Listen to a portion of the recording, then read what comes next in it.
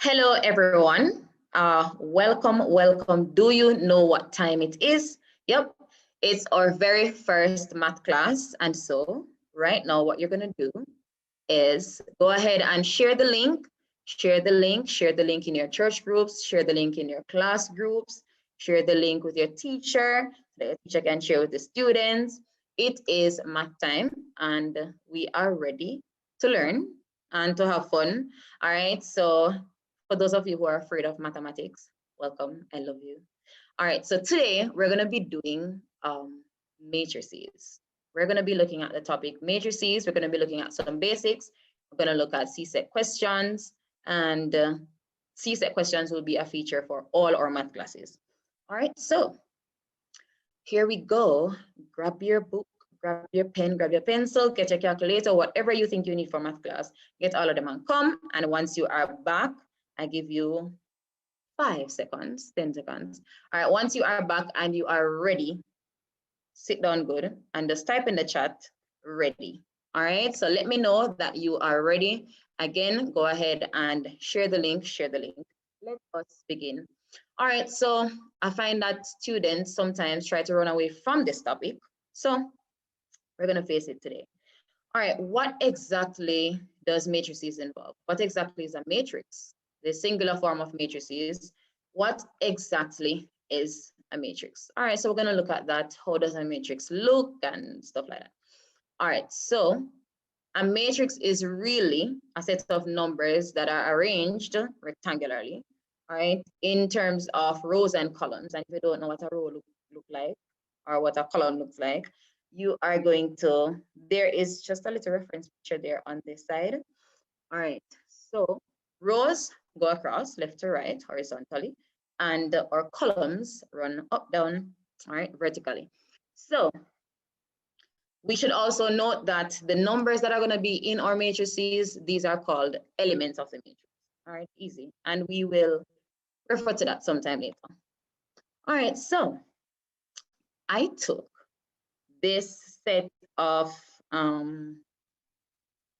this information. All right, so this set of statistics from a website. All right, some previous championship that had taken place. All right, football.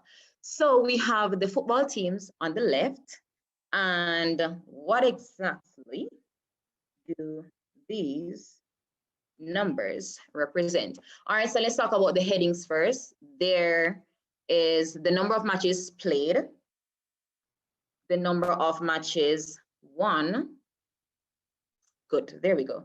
Number of matches played, number of matches won, drawn, lost, the number of goals for the team, against the team, and goal difference. All right, fine. So I have circled some numbers. Let's look at 39. What exactly does 39 represent? All right, so 39 clearly is going to be the number of goals that were made against, so we come down and we go across, against the Derby County. All right, and if we look at 10, that's going to be the number of games that the Watford team lost. And that 19 represents the number of games won by the Brentford team. So if I were to ask you, how many games did Norwich City draw? Then you're just going to go Norwich City draws, and we are going to get to it. All right, so this set of numbers, can be written as a matrix. And how exactly do we write a matrix? It's going to be simply looking like this. All right, so it's pretty much all the numbers arranged, rows, columns, with curved brackets or squared brackets around them. All right, so what if I were to write a matrix that represents the number of games, let me use a different ink, the number of games won, drawn, and lost for, let's say, Derby County, Middlesbrough, and Norwich. All right, so our matrix would look something like this, whether with curved brackets or square brackets. All right, so we're gonna have wins for Derby County, that's 19, draws 9, and losses 8. All right, for Middlesbrough, the numbers are gonna look like 19, 9, 8. Norwich is going to be 19, 8, 9. All right, so you get the point. All right, a matrix can be used to represent something like this. All right, so we are going to take our time and move on. All right, how do we name a matrix? And that's pretty simple. The answer is using capital letters. You'll generally see a matrix being named or represented using a capital letter. All right, so what do I mean? It's just simply this.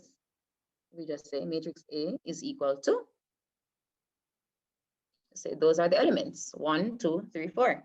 Matrix C equals 7, 10, 5, 2, etc. All right, and we can have a different number of elements inside the matrix, of course.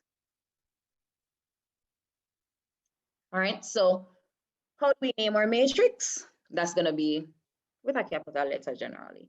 All right, and so we are going to move on to the next page. So we're going to talk about the order of the matrix. Now, we just said that the matrix can have pretty much not necessarily just looking like this, not just 4 elements, but it can have 8, can have 16. All right, fine. So it's going to be a rectangular looking thingy, right? But to be more specific, we're going to look at what exactly do I mean when I say what is the order of the matrix. Now, the order is the same thing as the dimension. So rectangular, if you think about a rectangle, you think about the dimensions, you think length and width. All right, fine.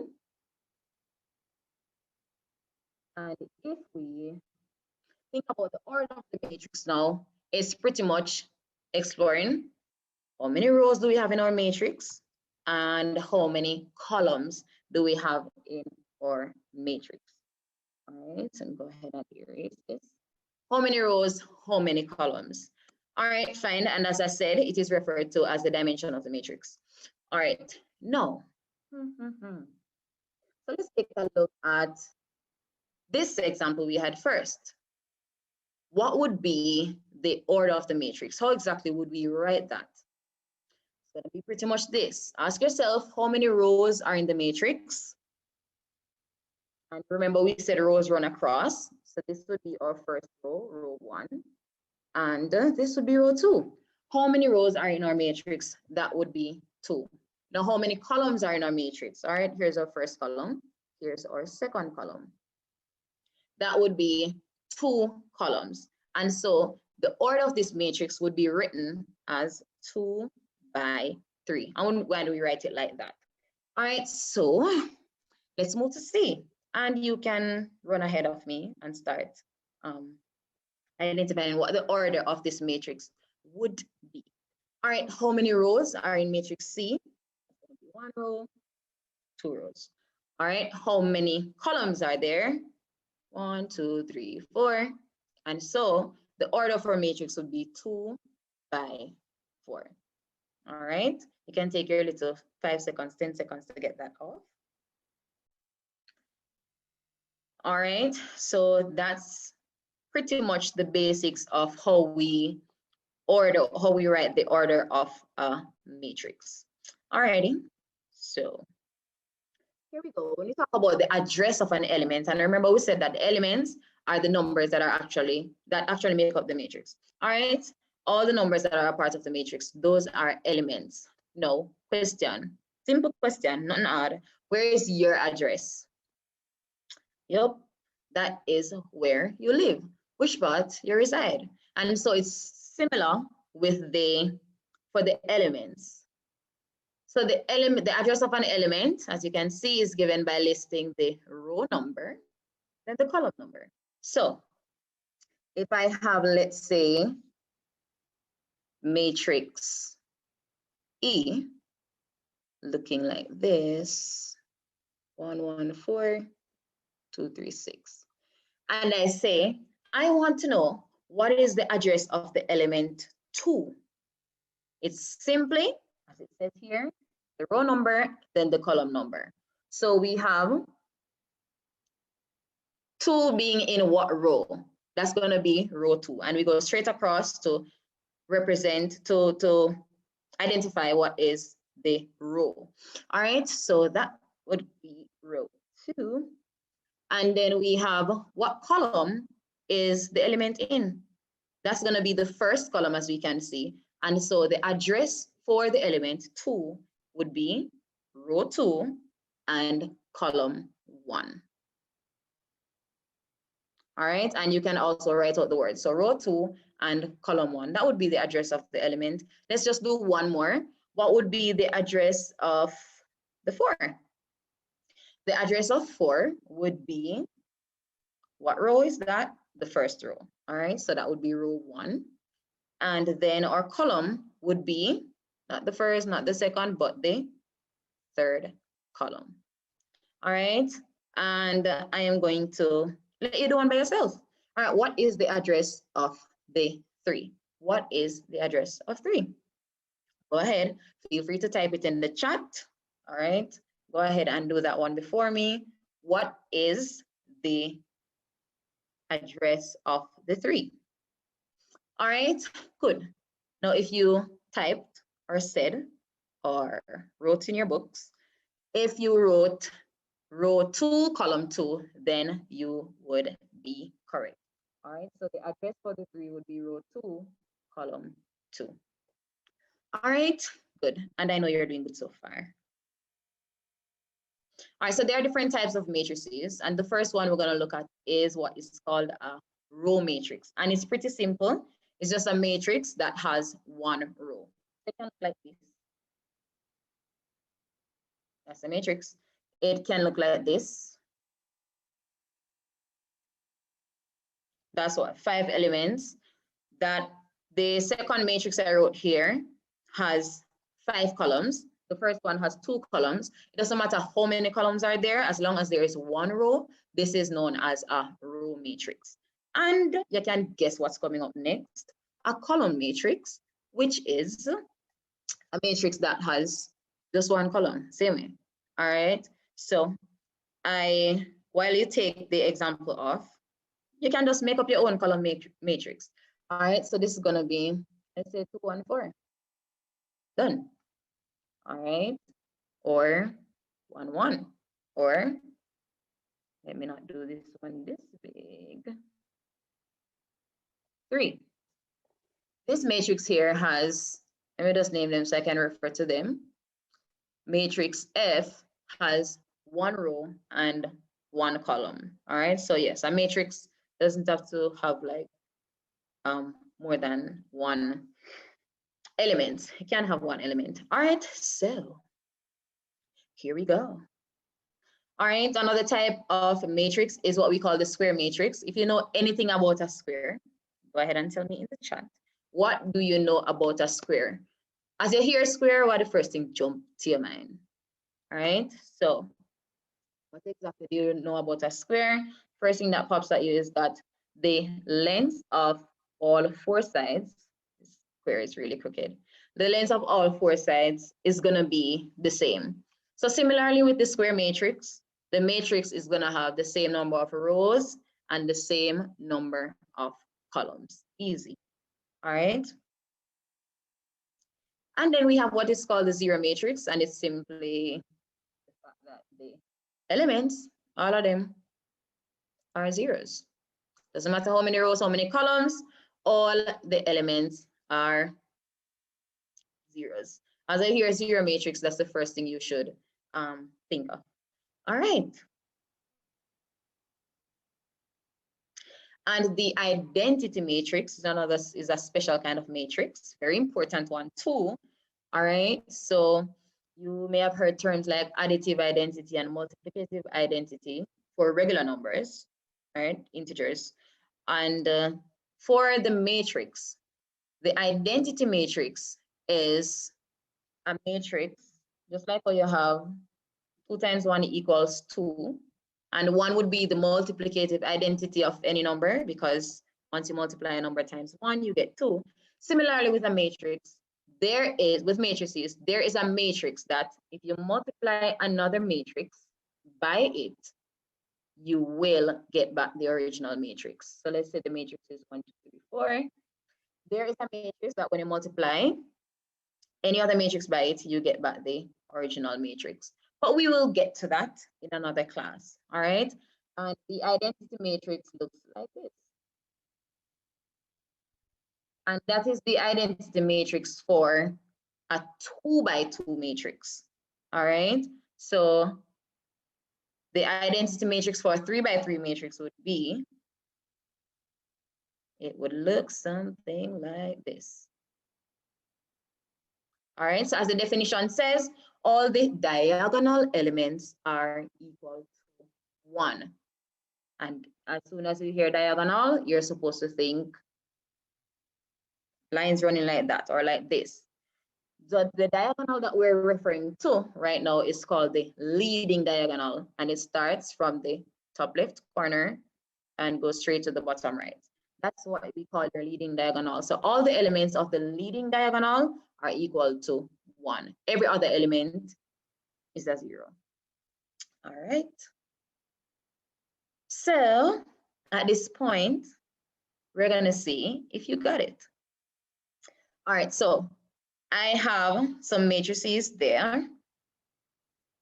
All right, and the first question is, get ready with your quick fingers. The first question is, how many columns are in matrix B? How many columns are in matrix B? Dun, dun, dun, dun, dun, dun, dun. How many columns are in matrix B?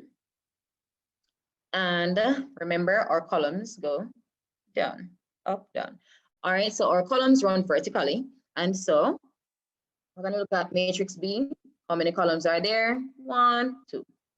All right, so if you said 2, you can go ahead and pat yourself on the shoulder. All right, so put a little sticky in your book if you got that, and big up yourself if you got it in the chat.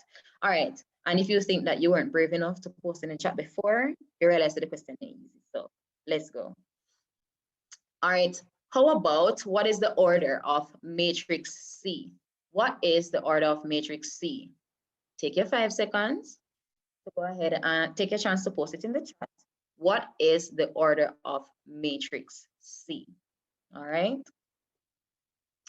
And now I'm going to reveal. All right, so the order of the matrix C, how many rows are there?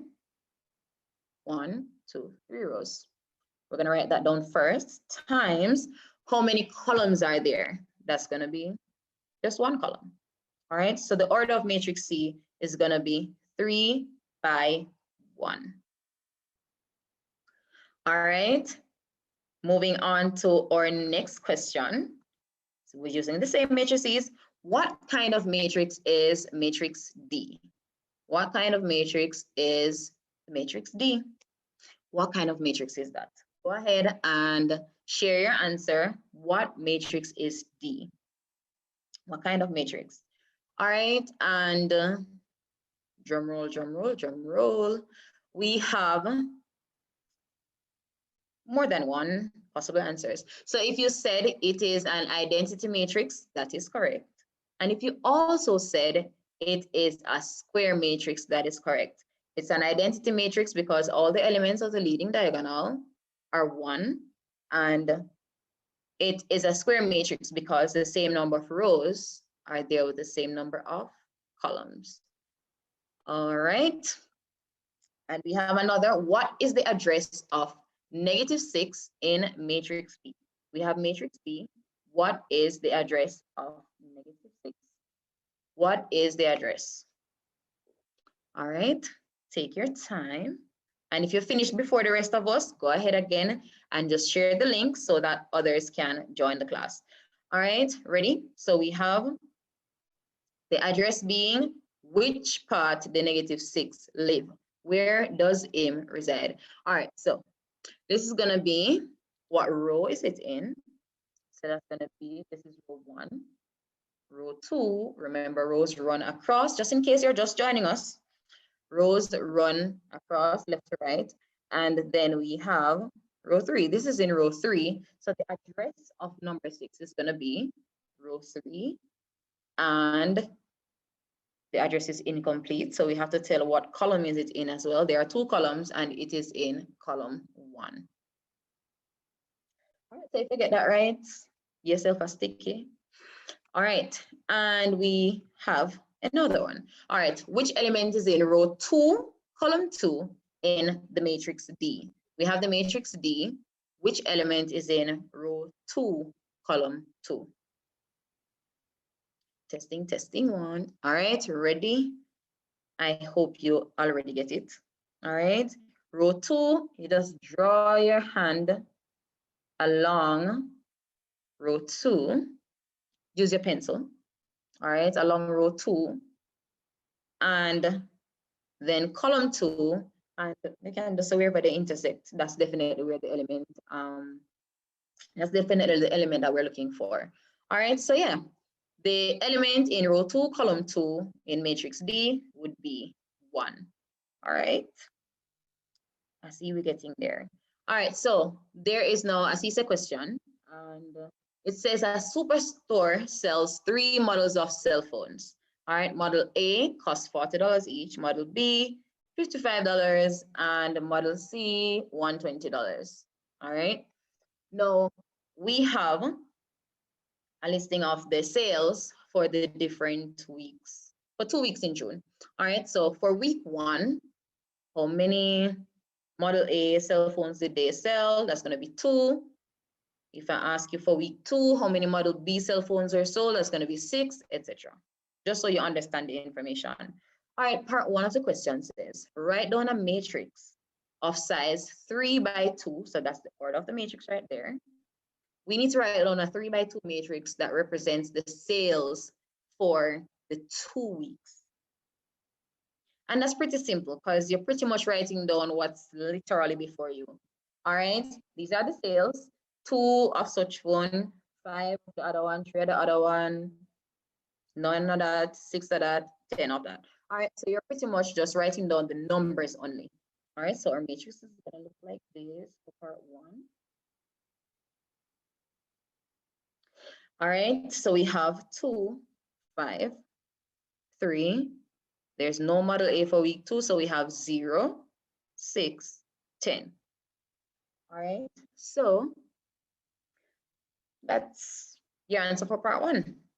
All right, so for those of you who are going to be typing in the chat, just so that you can comfortably write out the elements of the matrix, I'm going to allow you to just go row by row. All right, so if you want to share your answer with us, you can just write 2, 0. In your next line, you write 5, 6, 3, 10. All right, just go row by row.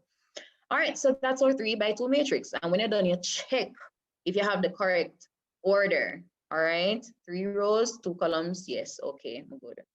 All right, number 2 says, part 2 says, write down a matrix of size 1 by 3. So this matrix has 1 row and 3 columns. 1 row. What kind of matrix this we're talking about? It has just 1 row. That's a row matrix. All right, and we need to write down a 1 by 3 matrix that represents the cost of the different models of cell phones. Now they gave that to us, $40, $55, $120. All right, and so here we go. The matrix is gonna have 1 row and 3 columns. I'm making space for that. All right, and so the costs are gonna be 40, 55, 120. Done. So you read the question and you feel like it's $1 million question they might ask, but really and truly, first of all, from you see 1 mark, you know, it's pretty simple. All right, yep. So that's pretty much how we would solve that CXC question. All right, now matrices can be operated on. So we can add them, subtract them, multiply them, and we are going to look at all of those. But right now, we're just going to look at addition and subtraction of matrices. Pretty simple principle. And once you get that, then you should be fine. All right, so here we go. We have the matrix E, which is 5283. Let me just pause here to say that you can always come back later to probably make notes if I was moving too fast for you. All right, if I'm moving too fast for you, you can always come back to finish right. All right, so here we go. E is 5283 and the matrix C is going to be 1243. and we are asked to add E and C. All right. Now we know we have common sense. So what we're going to do right now is just to write down what exactly is E. All right. So that's going to be 5, 2, 8, 3 plus what is C, 1, 2, 4, 3. All right. And you don't even need to integrate 8 to guess and tell me how exactly you would add these. All right. So you're naturally, the human mind will tell you what to do. But anyway, we're going to say it anyway. All right. So we are going to be adding the elements of both matrices. How are we going to do that exactly? All right. So I know you can tell me from the top of your head, I believe in you. All right, that we're going to say we're adding 5 plus 1. We're also adding 2 plus 2. We're adding 8 plus 4. And we're adding 3 and 3. All right, so our final answer would have been, all right, 5 plus 1 gave us 6. 8 plus 4 gave us 12. 2 plus 2 will give us 4. 3 plus 3 will give us 6. All right, so that's the answer. What did we do exactly? All we did was add the matching, the corresponding elements or the matching elements in the matrices. So that's which element has the same address, which element is in row 1, column 2 over here, which element is in row 1, column 2 in a matrix C as well. And you put those, you add those elements together. All right, fine. So you should be done writing while I'm talking. All right, so that's how we would add them. And subtraction, we're subtracting. Similarly, so we're going to be subtracting the corresponding elements in both matrices. All right. Here we go, here we go. And if you're not a C6 student, but you're tuned in and you're learning, you can go ahead and comment, got it. Comment learning.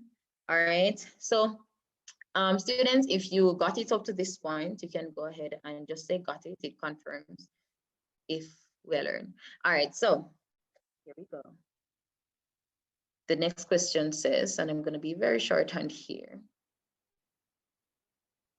just to show you that it's just a minor difference. All right, so it says we're doing E minus C. So that means it's that first matrix minus the other one, the reverse of what we would have done before. And so it means the element in matrix E that has the same address as the element in matrix C, we're going to subtract those. All right. And so to save us a little bit of time, I'm just going to remove the signs. All right. So we have 5 minus 1. Let me go ahead and erase these ticks. All right. So we have 5 subtracting 1. Similarly, we have 2 subtracting 2, and so on. 8 minus 4, 3 minus 3. All right. And so this is going to be 5 minus 1. That's going to be 4. 2 minus 2, 0. 8 minus 4, 4. 3 minus 3, 0. All right. So we are going to be moving right on. All right. So you realize that the whole concept of adding and subtracting matrices is basically you're going to be successful depending on whether you know how to add and subtract regular numbers. And are you good with your positive and negative numbers? Because we're coming up on that next.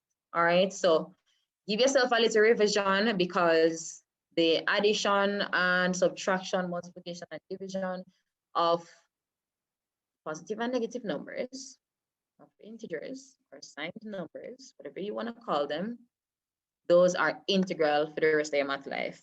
All right, so here we go. We are going to be adding these matrices. All right, so we go again similarly. All right, we're going to use the same concept, same principle. So we're adding 5 plus negative 8. And if you're a good math student, then you know you can put a bracket around your negative 8 just to separate your signs a bit there. All right, then we're also adding negative 7 plus negative 3. 4 plus 4. Then we also have 6 plus 0. All right, let me just clean this bracket up a bit. All right, great. 5 plus -8, whenever you're adding two numbers and the signs are different, you know that you're going to subtract 5 from 8, 3, and keep the sign of the larger number. You know that little jingle, that little gem you say. All right, and then we have 4 plus 4 giving us 8. Then we have -7 plus -3. Both signs are the same, and so you are going to add the numbers together, but keep the sign.